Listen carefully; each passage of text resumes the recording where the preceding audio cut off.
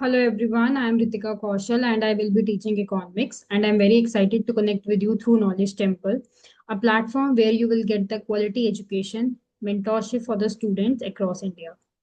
And here you will get the structured learning lessons, live lectures, mock tests and performance based rewards. So today we will discussing the most important thing, that is the numerical portion of supply, theory of supply. तो हम इसका theoretical part कर चुके हैं। हम इसका कुछ mathematical portion देखेंगे और इसमें कुछ थ्योरी के भी क्वेश्चंस हैं जो पिछले सालों में आए हुए क्वेश्चंस हैं, ये उसी का ही पार्ट है। ठीक है, तो आइए हम कुछ क्वेश्चंस को देखते हैं और इनको कोशिश करेंगे कि हम यहीं पे ऑन द स्पॉट सॉल्व भी करें। और अगर आपको कोई डाउट है, कुछ है, तो you can text me in the chat box. Okay, now the first question is the total revenue of a firm rises from 50 to 100। पहले यहाँ पे देखिए, वो कह रहा है कि भाई टोटल रिवेन्यू है फर्म का जो बढ़ रहा है। ठीक है, बढ़ रहा है, कैसे बढ़ रहा है?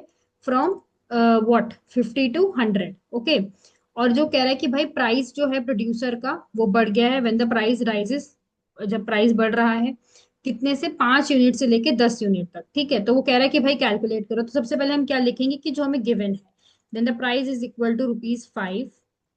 okay, p1 is equal to 10 and delta p का फॉर्मूला क्या है? p minus p1 minus p, that is 10 minus 5, that is rupees 5। I hope यहाँ तक क्लियर होगा। ठीक है, दूसरी बात, अब जब हमें पता लग गया है कि भाई हमारा जो प्राइस है वो 5 रुपए है, ठीक है, तो जो हमारा टोटल, क्या हमारा जो टोटल रेवेन्यू है, what is the revenue? that is p multiply q is equal to what? 50। Price multiply quantity. तो अब अगर मैं क्वांटिटी की सप्लाई की बात कर रही हूँ, तो फॉर्मूला क्या है, मतलब क्वेश्चन कैसे सॉल्व होगा? 50 है डिवाइडेड बाय 5, क्योंकि 5 रुपए पर यूनिट के हिसाब से था। तो कितना हो गया आपका? 10 यूनिट्स, है ना। अब ये तो हो गया फर्स्ट केस के ऊपर। अब इसी के ऊपर दूसरा केस, अब जब पहले 5 था, अब कितना है? 10 है। When when price is equal to rupees 10, तब टोटल रेवेन्यू कितना होगा? Is what? P1 multiply Q1, है ना। तो क्या होगा हमारा? वो कितना था सेकंड के उसमें? 100। ठीक है, तो अब जब ये 100 है तो 100 divided by 10 is what? Obviously 10 आएगा। तो ये हो गया आपका 10, है ना।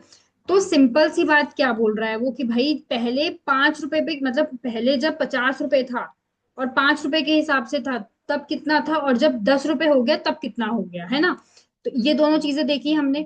अब एक बात बताओ, सिंपल सी बात है, जब हमें पहले 5 रुपए पे हमें पता लग गया कि भाई 10 यूनिट है, और दूसरे पे भी हमें पता लग गया क्यू पे भी 10 था और Q1 पे भी 10 था, तो मुझे एक चीज तो क्लियर हो गई है कि मेरा जो Q1 है और जो मेरा Q है, वो दोनों क्या है? 10 है ना। तो जब मेरा दोनों 10 है, तो डेल्टा Q का फॉर्मूला क्या होगा? Q1 minus Q, that is what? 10 minus 10 is equal to 0, 0 unit. अच्छा, सबसे बड़ी बात क्या है? अच्छा, यहाँ पे यहाँ पे क्या बोलते हैं, ये इलास्टिसिटी ऑफ प्राइस का फॉर्मूला क्या होगा? मैंने आपको क्या बताया था? Okay, let me take a space on that part. Okay, देखो, अब मैंने आपको कल उस दिन आपको मैंने जब हमने लास्ट में डिस्कशन किया था, as as I as we discuss, कि हमने प्राइस इलास्टिसिटी का फॉर्मूला डिस्कस किया था। ठीक है, तो फॉर्मूला क्या है? इलास्टिसिटी ऑफ सप्लाई, है ना। now what is the plasticity? P is upon Q multiply delta Q upon में डेल्टा P। तो ये कितना था? 5/10, और वो कितना था? 0/5, दैट मीन 0। तो अब यहां से आपको क्या समझ में आया कि जो प्राइस इलास्टिसिटी है वो क्या हो गई है हमारी? 0। ठीक है, तो सिंपल सा फॉर्मूला, सिंपल सा क्वेश्चन था और सिंपल सा इसका आंसर भी आ गया। ठीक है, आई होप आपको ये समझ में आया होगा। और इसी टाइप के क्वेश्चन आते हैं पेपर में, आपसे बोर्ड में भी इसी टाइप का ही पूछेगा वो, डोंट वरी, इतना कोई फैंसी नहीं पूछ लेगा वो आपसे, just relax. Second thing, the next question is, will the seller always be ready to sell more of a commodity at a higher price in the market? अच्छा, अब वो बोल क्या रहा है? हमने पढ़ा था कि भाई जो क्या नाम है आपका, एक तरीके से आपका जो लॉ ऑफ सप्लाई है वो क्या कहता है, यही बोलता है ना कि भाई सप्लाई बढ़ेगी, मतलब प्रोडक्शन बढ़ेगा, फिर सप्लाई बढ़ेगी, मार्केट में डिमांड बढ़ेगी, है ना। बट वो कह रहा है कि क्या हमेशा सेलर मतलब एकदम तैयार रहता है ज्यादा कोमोडिटी को बेचने के लिए, हमेशा हायर प्राइस पे? ऐसा तो नहीं है, नॉट ऑलवेज, है ना। क्यों? बिकॉज जो लॉ ऑफ सप्लाई है आपका, वो क्या बोलता है, a seller tends to offer, है ना, tends to offer more quantity of a commodity for sale when the price is rises, है ना, जब प्राइस आपका क्या होगा, बढ़ेगा। क्यों? रीजन भी है, बिकॉज जो आपके हाइयर प्राइस होंगे, हाइयर प्राइसेस का मतलब क्या है, हाइयर प्रॉफिट्स, है ना। बट हमेशा ये चल सकता है? हमेशा नहीं चल सकता। तो ये कुछ आपके एक्सेप्शंस होती हैं, ठीक है, where a seller may not willing और able to sell even the price is increases, है ना। तो आप यहाँ पे अगर इसकी स्टेटमेंट को आप लिखना चाहें तो आप किस तरीके से लिख सकते हैं, आप इस तरीके से लिख सकते हैं, however there are, sorry, हाँ, there are exceptions, okay, you have to write the exceptions where a seller may not be willing, okay, may not be willing or able to sell more even if the price increases, okay। क्यों? Because जो law of supply है वो क्या बोलता है, हमारा simple सी बात है, कह रहा है क्योंकि पॉजिटिव रिलेशन है किसके बीच में, प्राइस और क्वांटिटी की सप्लाई के बीच में। जब प्राइस बढ़ेगा तो क्वांटिटी की सप्लाई भी बढ़ेगी। रीजन क्यों? क्योंकि हायर प्राइस हमेशा इंकरेज करते हैं प्रोड्यूसर को कि वो अपनी प्रोडक्शन को एक्सपैंड करे, जिससे कि नए सेलर्स जो हैं वो मार्केट में अट्रैक्ट हो, ना कि हम प्राइजेस ही बढ़ाते चले जाएं, है ना। As simple as that. दूसरी बात देखो, कुछ एक्सेप्शंस भी होती हैं। एक्सेप्शंस में ये हो सकता है कि भाई मान के चलो, पहला एक्सेप्शन मैं आपको ये लेके चल रही हूँ कि भाई लिमिटेड स्टॉक है ना, ठीक है, लिमिटेड स्टॉक है। दूसरी मैं ये ले रही हूँ कि भाई फुल कैपेसिटी प्रोडक्शन है, क्या है, फुल कैपेसिटी का प्रोडक्शन है। सेकेंड थिंग, आपका एग्रीकल्चरल गुड्स है, ठीक है। मतलब कि एग्रीकल्चरल गुड्स का मतलब क्या है कि जहां पे सेलर एक्सपेक्ट कर रहा है कि जो प्राइस है वो बढ़ जाएंगे फ्यूचर में, so that they do what they hold the supply today, उसने आज सप्लाई रोक दी है क्योंकि जो करंट के प्राइसेस को देखते हुए, ठीक है, तो अभी वो अपना मतलब माल नहीं बेचना चाहता, उसको ये उम्मीद है कि आज से एक महीने बाद प्राइस बढ़ जाएगा तब मैं बेचूंगा, ठीक है। पांचवा ये भी फैक्टर हो सकता है कि भाई टाइम का भी फैक्टर है ना।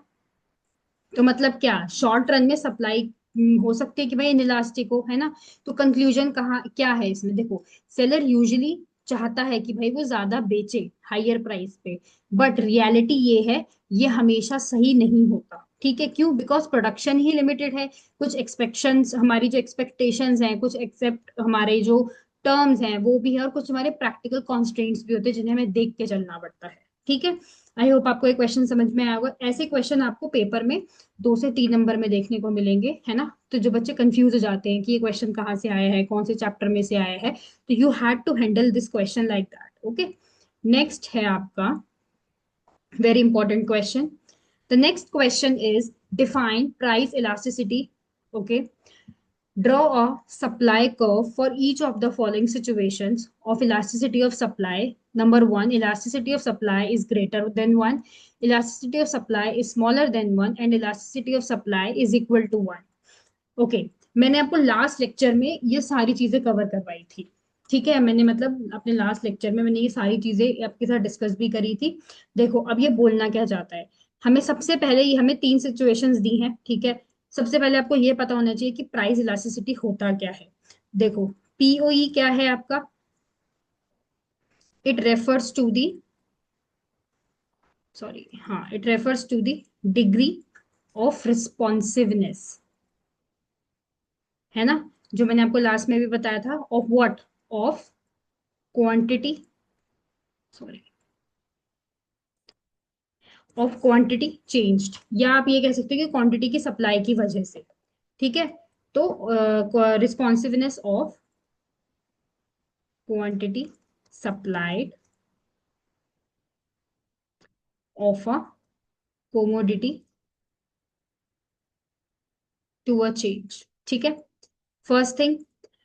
अब ये क्या बता रहा है, इसका फॉर्मूला भी मैंने आपको बताया था जब मैंने आपसे लास्ट क्लास में डिस्कस किया था, एज आई नो कि भाई इसका एक फॉर्मूला भी होता है। अच्छा, अब इसका फॉर्मूला क्या होता है और इस फॉर्मूले का मतलब क्या है, इसमें तीन चार केसेस थे, बट है ना, हमने वही चीज डिस्कस करनी है जो हमारे एग्जाम पॉइंट ऑफ व्यू से बहुत ही ज्यादा इंपॉर्टेंट है। तो पहला था हमारा E S is equal to percentage change in what, in quantity method.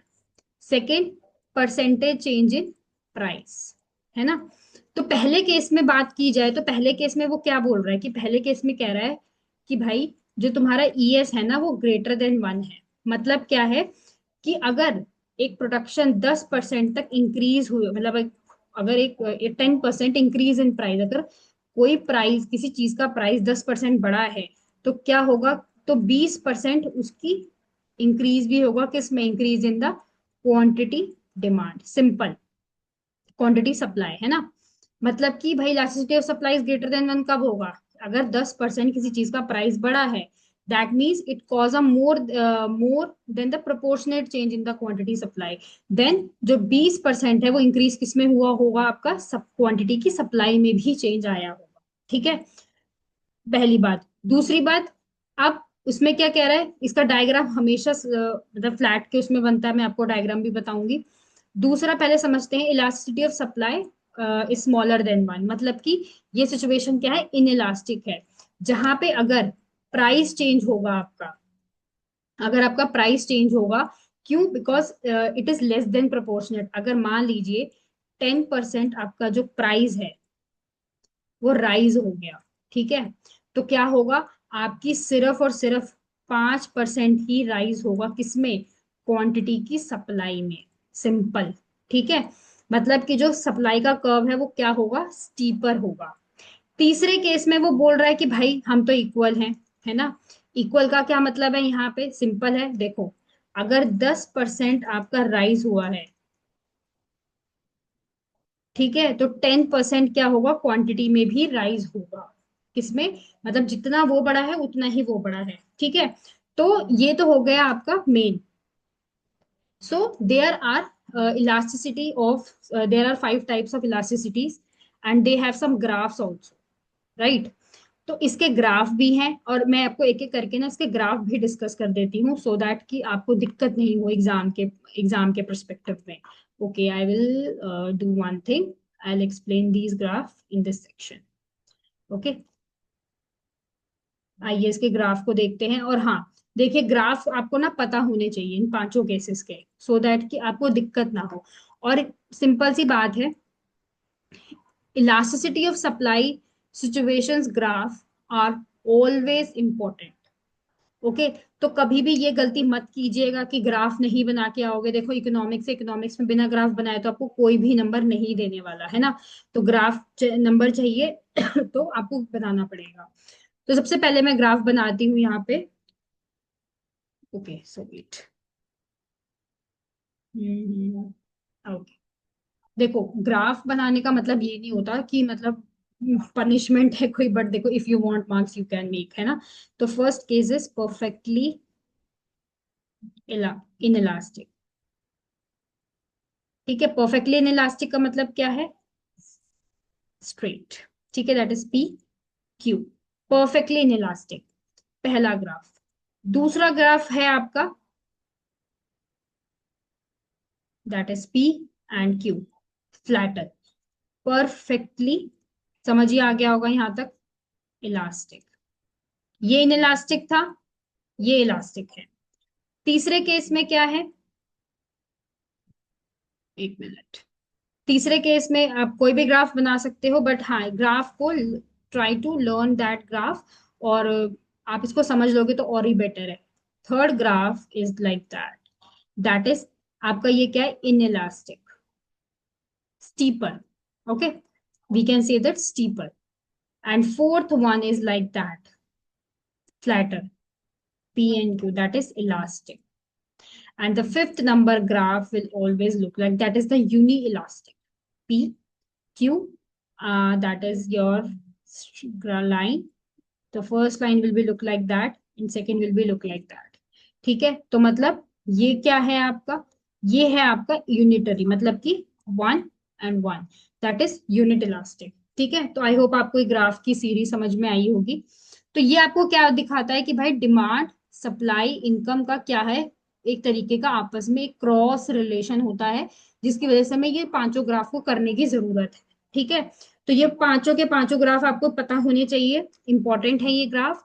और डोंट थिंक कि ये ग्राफ एग्जाम में नहीं आते हैं बेटा, आए ना आए, you have to draw these graph. ठीक है, तो अगर ग्रेटर देन 1 है, देखो इलास्टिक सप्लाई है, तो सिंपल सी बात है, आपका जो ग्राफ होगा वो फ्लैटर होगा, as you know, look at this. अगर आपका जो ग्राफ है वो स्मॉलर देन 1 है, इन इलास्टिक सप्लाई है आपकी, तो आपका ग्राफ क्या होगा, स्टीपर होगा, इस तरीके से फ्लैटर स्टीपर, और अगर इक्वल है तो पास हो जाएगा। ठीक है, next question is explain the difference between shift of supply curve and movement of supply curve. State one factor responsible for each of the following. Use the diagram as well. Okay. So they will expect you to make a graph. ठीक है, वो आपसे expect कर रहा है कि आप इसमें ग्राफ बनाएं। देखो, ग्राफ बनाने का मतलब ये नहीं होता कि कुछ भी ग्राफ बना दो, बच्चे करते हैं ये गलती, ये नहीं करना प्लीज। देखो मतलब वो क्या कह रहा है कि भाई movement along the supply curve, वो डिफरेंस मांग रहा है आपसे। ठीक है, देखो पहले तो movement along the supply curve का मतलब क्या है, ये कब होता है, when the price of commodity changes itself. ठीक है, तब होता है ये। ठीक है, and keeping all the factor constant. Constant is what, ceteris paribus. ठीक है, दिस इज क्लियर। देखो, तो ये चीजें कैसे, पहला होता है आपका, मैं पॉइंट एक्सप्लेन कर देती हूँ। They what they show, change in quantity supplied due to change in price. ठीक है, due to, due to what, due to change in price. ठीक है, सेकंड में है, it can be of two types. दो टाइप कौन से हैं आपके, expansion and contraction. Expansion and contraction, you have to remember this. Expansion क्या है आपका, जब जब प्राइस बढ़ता है क्वांटिटी की सप्लाई भी आपकी बढ़ती है, दैट इज अपवर्ड मूवमेंट। ये याद कर लेना, एकदम रट्टा मार लेना इसका, मेरी बात मानो तो। ठीक है, दूसरी बात है कॉन्ट्रैक्शन, जब प्राइस घटता है तो जो आपकी सप्लाई की क्वांटिटी है वो भी क्या होती है, घट जाती है, दैट इज डाउनवर्ड। ठीक है, व्हाट इज डाउनवर्ड मूवमेंट। ठीक है, अच्छा इसमें वो, इसमें इस क्वेश्चन में उसने क्या बोला है, स्टेट वन फैक्टर, है ना, वो कह रहा है कि भाई एक फैक्टर ही बता दो, ये बोर्ड में आया हुआ क्वेश्चन है, रिमेंबर दैट। वो कह रहा है कि भाई एक फैक्टर ही बता दो, तो देखो फैक्टर कौन सा रिस्पॉन्सिबल है इसके लिए, change in the price of the commodity itself. ठीक है, कोमोडिटी। ठीक है, तो अब इसमें वो कह रहा है ग्राफ भी बना के दिखाओ, सिंपल सा ग्राफ बनाएंगे यहाँ पे हम, बड़ा इजी सा ग्राफ है इसका। ठीक है, that is P1 P2, look like this, look like this. तो S is for expansion, Q is quantity, and P is price. तो ये ग्राफ कुछ इस तरीके से बने। ठीक है, तो ये क्या है आपका एक सिंपल सा। दूसरे केस में भी वो कुछ बोल रहा है, कह रहा है कि भाई ये भी बता दो कि जो शिफ्ट है सप्लाई कर्व की, ये तो मूवमेंट है, अब सप्लाई कर्व की अगर मैं शिफ्ट की बात करूं तो वो कैसे होगा। देखो, जब मैं शिफ्ट की बात करती हूँ ना, तो shift it will show you simple thing. देखो शिफ्ट कब होता है, एक क्या है first mention, shift of supply curve. Shift of supply curve का मतलब क्या है, कि उसने अपनी पोजीशन को चेंज किया होगा, है ना, और क्यों किया होगा, when the supply change, due to what, due to factors, due to what factor, due to change in factors, okay, other than price, other than price of commodity। ठीक है, अच्छा other than price of commodity कौन कौन से, देखो आपका technology, आपका cost of production, आपके टैक्सेस एक्सेट्रा। ठीक है, तो these are of two types, basically ये दो टाइप के होते हैं। ठीक है, पहला है आपका two types, don't bother about my writing please. ठीक है, increase in supply, increase in supply. अच्छा, अगर मैं इंक्रीज इन सप्लाई के बारे में बात करूंगी तो क्या होगा, जो सप्लाई कर्व है वो शिफ्ट कहाँ करेगा, राइट वर्ड। ठीक है, ठीक है, more supply at the same time तो राइट वर्ड जाएगा। दूसरे केस में क्या है, आपकी है डिक्रीज,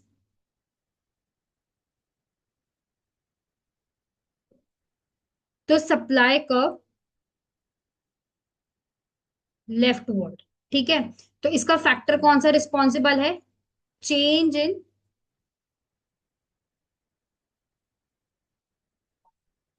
चेंज इन फैक्टर्स। तो पहला है या तो टेक्नोलॉजी की इंप्रूवमेंट हुई है, ठीक है, या फिर इनपुट में क्या हुआ है, इंक्रीज हुआ है। ठीक है, तो अगर मैं इसकी डायग्राम के बारे में बात करूं, उसमें डायग्राम की थी इस तरीके से, अब इसमें जो डायग्राम आएगी आपकी कुछ इस तरीके से है। ठीक है, that is your point like this, that is S1, that is S2। ये आपकी ओरिजिनल होगी, ये आपकी इंक्रीज हो गई है। ठीक है, and that is quantity supply. I hope आपको समझ में आया होगा। ठीक है, दैट इज इंक्रीज, यहाँ पे ओरिजिनल है। तो हेयर एट व्हाट, सप्लाई जो है वो बढ़ गई है, तो सिंपल से फैक्टर क्या है आपके, अगर मूवमेंट है तो याद रखना, अगर मान लो मूवमेंट है तो प्राइस जो होगा आपका वीट का बढ़ेगा, तो फार्मर क्या करेगा, अनाज की सप्लाई को बढ़ा देगा। अगर मैं शिफ्ट की बात करूं तो शिफ्ट का मतलब होता है कि नई टेक्नोलॉजी इंट्रोड्यूस हुई है, जो मैंने उसमें अपना स्विच किया है अपने आप को। ठीक है, तो फार्मर क्या करेगा, फार्मर मोर वीट को प्रोड्यूस करेगा बट सेम ही प्राइस में। ठीक है, समझ आया यहाँ तक। आई होप आपको ये क्वेश्चन में डाउट नहीं होगा, डाउट है तो प्लीज आप मुझे लिखना चैट बॉक्स में। Okay, next question is, if the price of a commodity changes and you know the initial quantity, the price of elasticity of supply and the final product final price, find the quantity supply at the new price। देखो उसने कितनी सारी चीजें इसमें पूछ ली है ना। अब अगर इसको ब्रेक डाउन करने लगेंगे तो कितना सारा ब्रेक डाउन करना पड़ेगा। वो क्या बोल रहा है कि भाई एक प्राइस ऑफ कमोडिटी है, ठीक है, प्राइस ऑफ कमोडिटी चेंज हुई है, क्यों हुई है चेंज, उसने कुछ फैक्टर्स दिए हैं। पहला फैक्टर दिया है उसने इनिशियल, सॉरी माइट डू, मेरी राइटिंग के ऊपर प्लीज प्लीज मत जाना। ठीक है, चलो, वेट, ओके, पहला है आपका इनिशियल, फिर गलती लिखा है मैंने, देखो guys, initially quantity, initial quantity. ठीक है, that is Q1। Second is initial price, that is P1। फिर बोल रहा है कि भाई आपका फाइनल भी चेंज कर दिया है, P2। Fourth is the price elasticity of supply.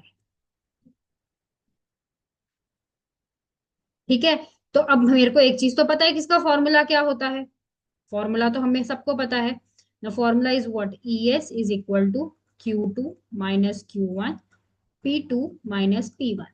कितना क्यूट सा फॉर्मूला है ना इसका, Q1 अपॉन में P1। ठीक है, तो इसको Q2 से याद कर लेना। तो अगर मैं इसे रीअरेंज करूं, तो नहीं भी करोगे तो चलेगा। ठीक है, तो स्टेप बाय स्टेप पे एग्जांपल क्या है, सिंपल सी बात है भाई, इनिशियल वाला मान के चलो, मैं ही एज्यूम करके इसको सॉल्व कर देती हूँ। ठीक है, तो मैं मान रही हूँ कि मेरा जो इनिशियल है वो 10 होगा, इनिशियल सॉरी, जो मेरी इनिशियल क्वांटिटी की जो सप्लाई है Q1 जो है वो मेरा 500 यूनिट होगा, जो मेरा इनिशियल का प्राइस है वो मेरा 10 रुपए होगा, जो मेरा फाइनल प्राइस है वो मेरा 12 रुपए होगा, और जो मेरा इलास्टिसिटी है वो मेरा 1.5 होगा। ठीक है, अगर मैं मान लो इसे कैलकुलेट करती हूँ, ठीक है, P2 minus P1 that is 12 minus 10 upon में 10, दैट इज 2 अपॉन में 10, 0.2। तो अगर फॉर्मूला अप्लाई करके देखा भी जाए तो what that is 500, 1 plus ES elasticity of supply multiply P2 minus P1 upon में जो भी आपका P है। देखो आपको एक चीज बताऊं, इस वाले जो फॉर्मूले को ना थोड़ा सिंपलर वे में लिख दोगे ना तो और याद रह जाएगा। How can you write, that it will look like that. ES multiply P2 minus P1 पॉन में P1। ऐसे लिख दोगे तब भी मजा आएगा इस फॉर्मूले को देखने में, है ना। मतलब मजा इन द सेंस कि आपको याद हो जाएगा, ठीक है। तो आप इसमें वैल्यूज को पुट करेंगे और and you will get your answer, है ना। तो देखो आंसर भी कितने आसानी से आ रहा है इसका। तो दैट इज 500 1 प्लस 1.5 मल्टीप्लाई 0.2। तो दैट इज व्हाट 500 1 प्लस 0.3। तो 500 मल्टीप्लाई 1.3 इज व्हाट 650। तो फाइनल क्वांटिटी की सप्लाई कितनी हुई है 650 यूनिट। तो अगर मैं इसे इंटरप्रेट करूं क्योंकि, एक मिनट इसको मैं थोड़ा और गैप मेंटेन करती हूँ। क्योंकि elasticity of supply is greater than 1 है ना, एक से बड़ा है। तो इसका मतलब क्या है कि मोर देन प्रोपोर्शनेट, मतलब कि जब प्राइस बड़ा होगा तो वो कितना हुआ है यूनिट 500 से आपकी कितनी हो गई 650। तो यही आपसे उसने क्वेश्चन में पूछा है, तो आप एज्यूम करके कोई भी वैल्यूज डाल के बता सकते हैं, ठीक है। सेकेंड थिंग, आइए इसके कुछ हम एमसीक्यूज को डिस्कस कर लेते हैं। एमसीक्यूज भी आते हैं ना एग्जाम में। तो first question is the curve will have a dash shape. वो कह रहा है कि भाई जो कर्व है ना उसकी ये वाली शेप है। तो एक चीज तो याद रखना कि कर्व की जो शेप है वो किस तरीके से होगी, और जो नॉर्मल कर्व होती है मैं उसी की बात कर रही हूँ, ठीक है। तो do not get confuse on that part. और इसमें जो नॉर्मली होती है ना आपकी जो डिमांड कर्व, आई थिंक यहाँ मेंशन नहीं है, ठीक है, अपवर्ड है, डाउनवर्ड है, या फिर वर्टिकल है या हॉरिजॉन्टल है। तो हम सबको पता है कि हमारी जो डाउनवर्ड स्लोपिंग होती है वो है, ठीक है। सेकेंड क्वेश्चन है आपका, which of the following is an assumption made mode while drawing the demand curve. कह रहा हमें कौन सी चीज का हमें एक एजम्पशन दिमाग में बिठाना पड़ता है जब हम डिमांड कर्व को बनाते हैं। पहला है डिमांड कर्व हमेशा लीनियर होनी चाहिए, या डिमांड कर्व का जो सब्सटीट्यूट है वो कभी चेंज नहीं होना चाहिए, कि जो प्राइस है जो सब्सटीट्यूट का वो चेंज नहीं होना चाहिए, या क्वांटिटी की डिमांड हमें कभी नहीं चेंज होनी चाहिए, या फिर प्राइस ऑफ कमोडिटी कभी भी चेंज होनी चाहिए। तो एज वी नो अगर प्राइस ही चेंज हो रहा है, तो मैं अगर सपना अगर प्राइस चेंज हो रहा है तो मैं सब्सटीट्यूट पे जा रही हूँ, तो सब्सटीट्यूट का भी अगर प्राइस चेंज होगा तो कैसे काम चलेगा। तो प्राइस का सब्सटीट्यूट कभी भी चेंज नहीं होना चाहिए। नेक्स्ट क्वेश्चन है आपका, the elasticity for the demand of a durable goods क्या होगी, zero, equity sorry equal to unity, greater than unity, या फिर लेस देन यूनिटी। हम सबको पता है that is C, greater than unity. Next question है आपका, law of demand shows a relationship between. कह रहा है जो लॉ ऑफ डिमांड है वो किस चीज का रिलेशन शो करता है, क्वांटिटी और क्वांटिटी सप्लाई के बीच में, इनकम और क्वांटिटी के बीच में, या प्राइस एंड क्वांटिटी के बीच में, या फिर income and price of commodity के बीच में। क्या होगा इसका answer, that is C, price और कमोडिटी के बीच में। Next question is, if the price of the quantity demanded of a commodity is unresponsive to change, वो मतलब कि वो अनरिस्पॉन्सिव, मतलब अनरिस्पॉन्सिव है वो प्राइस चेंज करने में, तो डिमांड ऑफ अ कमोडिटी कितना होगा, ठीक है। इसमें वो पूछ रहा है आपसे। तो पहला है परफेक्टली इन इलास्टिक, दूसरा है आपका इलास्टिक, तीसरा है यूनिट इलास्टिक, और चौथा है आपका इन इलास्टिक। तो what is this, that is perfectly in elastic, अभी हमने किया ना क्वेश्चन में भी। नेक्स्ट इज, कह रहा है जब प्राइस ऑफ अ कमोडिटी जो है आपकी वो 10% से, अब देखो ये छोटा सा बिल्कुल प्यारा सा न्यूमेरिकल पूछ लिया है उसने आपसे, और वो पूछ भी सकता है पेपर में, कोई बड़ी बात नहीं है, ठीक है। So do not gate hustle about that. When the price of a product fall by 10% and its demand rises by 30%, then the elasticity of demand is 13, 3, 10 और 30। वो कह रहा है कि जब आपका प्राइस जो है 10% से गिर के और उसकी डिमांड बढ़ गई है एकदम 30 हो गई है, मतलब पहले -10 था, फॉल हुआ, फिर चेंज हो गया क्वांटिटी की डिमांड में 30% हुआ, बढ़ गया, तो इलास्टिसिटी का फॉर्मूला क्या होता है ईडी का, 30/10, that is 3। The elasticity of demand is 3, as simple, ठीक है। Last MCQ is, when sorry, when the elasticity of demand for a commodity is very low, it shows a product has little importance in the total budget, is a luxury, is a necessity, and none of the above। वो क्या बोल रहा है, कह रहा है जब elasticity of demand किसी भी कमोडिटी की बहुत ही ज्यादा कम है तो वो क्या शो करता है प्रोडक्ट में, हमें ये पूछ रहा है वो। देखो सिंपल है ये, जनरली इसलिए होता है जब नेसेसिटी की जो गुड्स है ना वो, क्योंकि लोग इतनी जल्दी उसको नहीं छोड़ पाते और ना ही लोग उसके बिना रह पाते हैं। तो that is a necessity, because basic thing है, आटा दाल चावल के बिना हम कैसे रहेंगे, है ना। सो या, this is all about this chapter. Thank you from my side. And in the next chapter, we will do the, I think we will do market failure chapter in the next video. Okay, so thank you for watching this lecture. If you like it, you can join us on the Knowledge Temple for the complete learning, live classes, and the mentorship. So together, let's make learning engaging and rewarding.